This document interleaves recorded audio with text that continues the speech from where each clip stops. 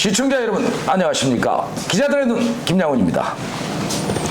오늘은 특별히 민성부대 1기 인천광역시 예산 결산위원장인 강화군의 아들 지역 유력 정치인 박용철 시의원을 모시고 강화 발전과 정치적 포부를 듣는 시간을 우리 기자들의 눈이 마련했습니다. 박용철 위원님 안녕하십니까? 예, 안녕하십니까? 네, 우선 강화 군민과 기자들의 눈 시청자 여러분들께 의원님의 그 좀 모두 발언이 필요한데 한 말씀 해주시죠. 예. 예, 안녕하십니까? 인천광역시의원 강화군을 지역구로 두고 있는 박용철 의원입니다. 오늘 기자들의 눈을 통해서 이렇게 인사드리게 된 거 정말 반갑게 생각합니다. 인천 강화군에 이렇게 거주하면서 또 인천시로 출근하면서 여러 가지 일들을 배우면서 또 의정 생활을 하고 있는데 오늘 또 기자눈을 통해서 이렇게 시청자분들한테 인사드리게 돼서 정말 반갑고 또 감사하다는 말씀 드리겠습니다. 네, 좀 우리 박 의원님께 우리 기자들의 눈 또 시청자와 우리 강화 군민들이 그간의 정치 활동과 또 어떤 강화 발전을 이루었는지 또 시의회 활동 그 전자에 또 구의원으로서 삼선 의원까지 역임했지 않습니까? 예. 그러한 이제까지의 그 정치 여정이 매우 또 궁금해하고 있습니다. 여기에 대해서 가감없이 우리 또 박 시의원님께서 말씀해 주셨으면 감사하겠습니다. 네. 인천시에서 예산 결산위원장 1기죠. 네. 역임하면서 대표적인 성과가 있다면은 무엇인지 좀 말씀해 주시기 바랍니다. 제가 이제 인천시를 처음 입성하면서 1기 예결위원장을 맡게 됐습니다.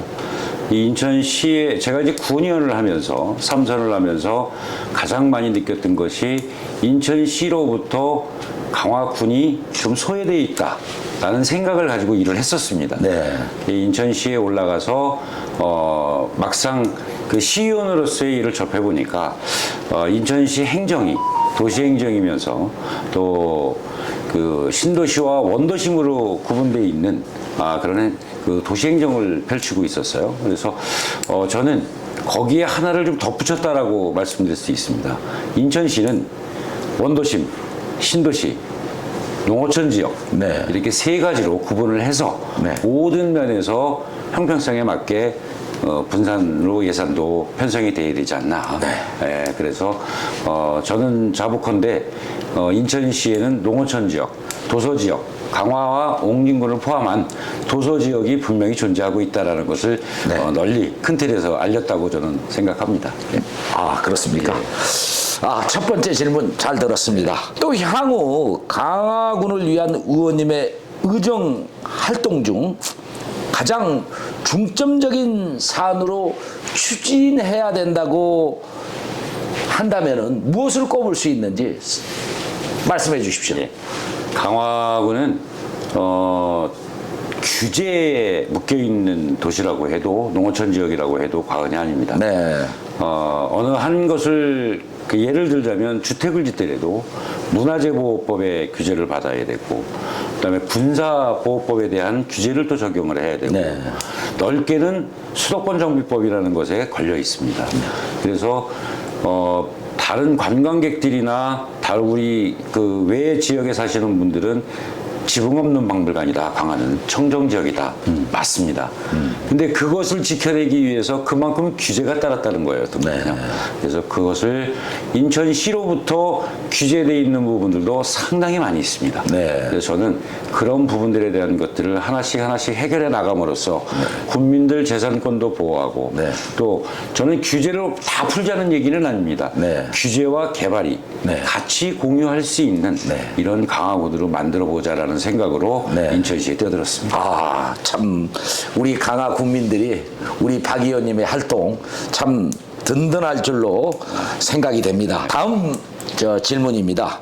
강화군에서 최근에 이제 가장 큰 이슈로 부각했던 농어촌 직불금 수당과 관련하여 추진 과정에 좀 사연들이 있었던 걸로 알고 네, 있습니다. 그 배경과 그 성과 여기에 대해서 또 말씀해 주시기 바랍니다.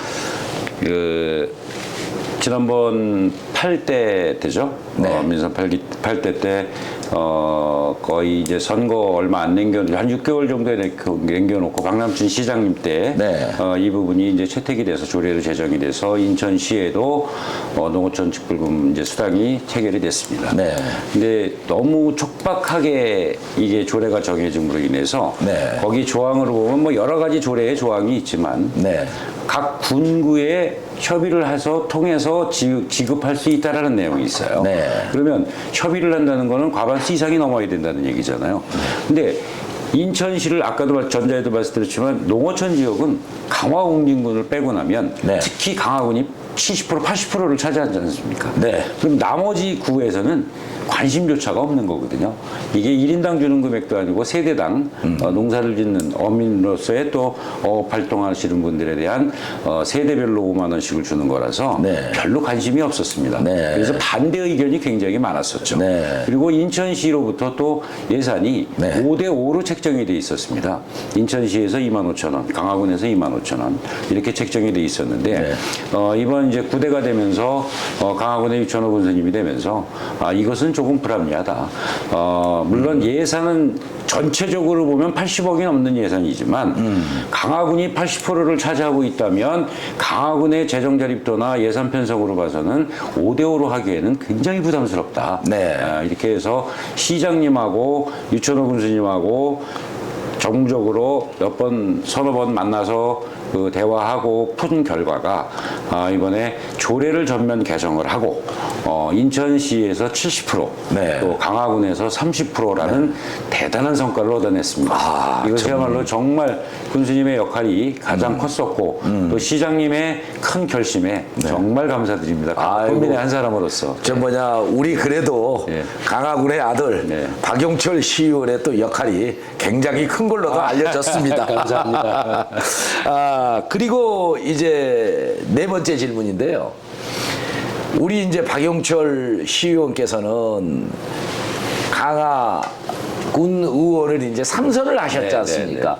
그만큼 이제 12년 동안 우리 강화 군민들이 믿어줬기 때문에 그런 그 군 의원으로서의 활동을 한 걸로 알려지고 있습니다. 그렇다면은 이 군 의원과 시 의원으로서의 역할은 굉장히 다르다고 알고 있는데요. 거기에 대한 어떤 차이점이 있는지 설명해 주시기 바랍니다. 제가 이제 9년을 3번 동안 할 수 있게끔 사랑해주신 우리 강화군민들한테 다시 한번 예를 들어서 정말 감사한 마음을 전해드립니다. 그리고 또 그 사랑 주신 마음은 제가 처음 나왔을 때 그 초심의 마음으로 정말 가슴 속에 잘 간직하고 우리 강화군민을 위해서 정말 열심히 뛰어다닐 것을 약속드리고요. 군과 시의 차이는 굉장히 크다라고 볼 수 있습니다. 물론 일단 범위적인 부분 또 예산적인 부분 이런 부분들이 굉장히 차이가 굉장히 많이 있고 또 300만을 다루는 그런 총괄적인 예산이 인천시 예산이 교육청 예산 포함해서 20조가 조금 넘습니다. 그래서 거기에서 우리 강화군 예산이 거의 이제 뭐 국습이 포함하면 한 7천억 정도 되는데 그런 예산 속에서 우리가 시에 있는 예산을 아까도 말씀드렸지만 농어촌 지역을 알림으로 인해서 그 농어촌 지역을 알린다는 것은 그만큼 저희들이 애절하다는 얘기거든요. 그것을 달랠 수 있는 것은 예산이라고 보거든요. 그래서 시장님이 또 우리 예산 담당 부서하고 잘 얘기를 하고 있고 또 농어촌 지역에도 이제는 적극적인 좀 더 나은 예산으로서 강화군에 좀 보탬이 될 수 있게끔 할 수 있는 역할을 하기 때문에 굉장히 차이점은 뭐 엄청나게 크다라고 봐야죠. 네. 이 민선지방자치 사실 여기에 포인트는 풀뿌리 민주주의 아니겠습니까? 그렇다면은 정치인 박용철과 강화 군민과는 어떤 관계고 또 어떤 동반자 관계가 되고 싶은지 참 그 속마음을 좀 알고 싶습니다. 또 우리 국민들도 그러한 마음을 좀 표현해 주기를 좀 바라는 분들이 많으신 걸로 알고 있어요. 여기에 대해서 좀 설명해 주십시오. 저는 이제 그 처음에 2010년도에 9년 입성하면서도 그런 생각을 가졌습니다. 나 혼자만의 생각과 나 혼자만의 행동이 아닌 주민들과 같이 공유하고 소통하고 또 대화를 한다 그러면 그 못 해낼 일이 없지 않겠나라는 생각으로 저는 일을 해왔습니다. 그래서 제가 말을 많이 하기보다는 주민들이 이야기하는 것을 많이 듣고 또 그 목소리를 들은 목소리를 같이 함께 공유해서 풀어나가는 것이 저희들이 할 일이고 네, 저희들이 또 마땅히 그렇게 해야만이 그 정치인으로서의 역할이 아닌가 이렇게 생각을 합니다. 그래서 그렇게 할 것이고요.